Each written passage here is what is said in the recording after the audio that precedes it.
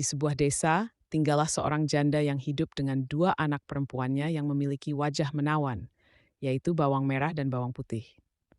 Ayah kandung bawang putih yang juga suami dari ibu bawang merah telah meninggal dunia. Jadi bawang putih adalah saudara tiri dari bawang merah. Bawang merah dan bawang putih memiliki sifat karakter serta kepribadian yang berbeda. Bawang putih memiliki sifat yang rajin, baik hati, jujur, dan rendah hati. Sementara bawang merah memiliki sifat yang malas, sombong, iri hati.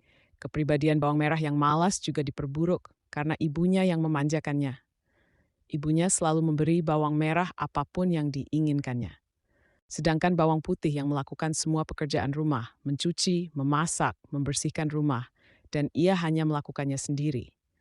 Sementara itu, bawang merah dan ibunya hanya menghabiskan waktu untuk diri mereka sendiri. Ketika mereka membutuhkan sesuatu, mereka hanya meminta bawang putih. Bawang putih tak pernah mengeluhkan nasib buruknya yang dia hadapi. Ia selalu melayani ibu tiri dan saudara perempuannya dengan gembira. Suatu hari bawang putih mencuci baju ibu tiri dan bawang merah di sungai.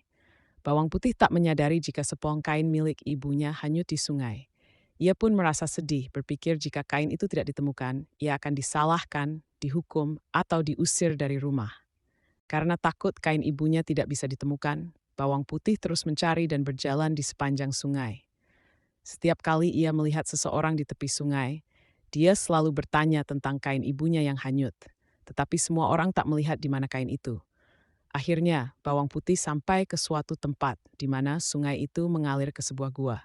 Anehnya, ia melihat ada seorang perempuan yang sangat tua di dalam gua tersebut. Bawang putih pun bertanya pada perempuan itu jika ia melihat kain milik ibunya. Perempuan tua itu tahu di mana kain itu, tapi ia memberi syarat sebelum menyerahkannya ke bawang putih. Syaratnya ia harus bekerja membantu perempuan itu. Karena sebelumnya ia terbiasa bekerja keras hingga ia bersedia membantu perempuan tua itu. Saat hari sudah sore, bawang putih pun mengucapkan selamat tinggal pada perempuan tua, kemudian perempuan itu juga menyerahkan kain padanya. Karena kebaikan bawang putih, perempuan tua itu menawarkan hadiah labu. Ada dua labu, yang satu lebih besar dari yang lain. Bawang putih diminta untuk memilih labu yang diinginkannya. Karena bawang putih tidak serakah, ia memilih labu yang kecil.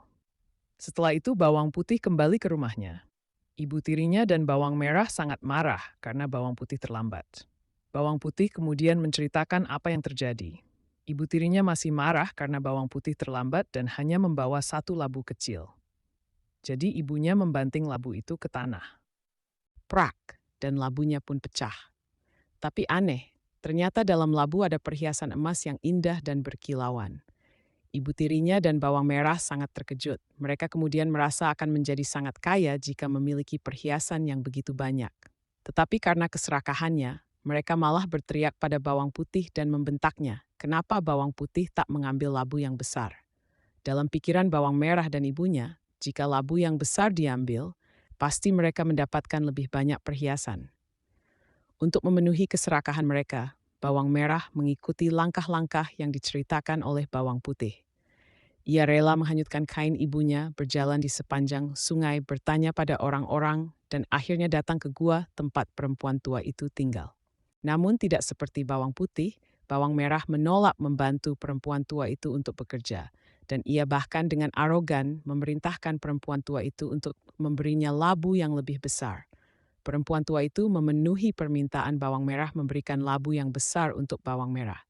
Bawang merah dengan senang hati membawa labu besar yang diberikan perempuan tua, sambil membayangkan berapa banyak perhiasan yang ia akan dapatkan.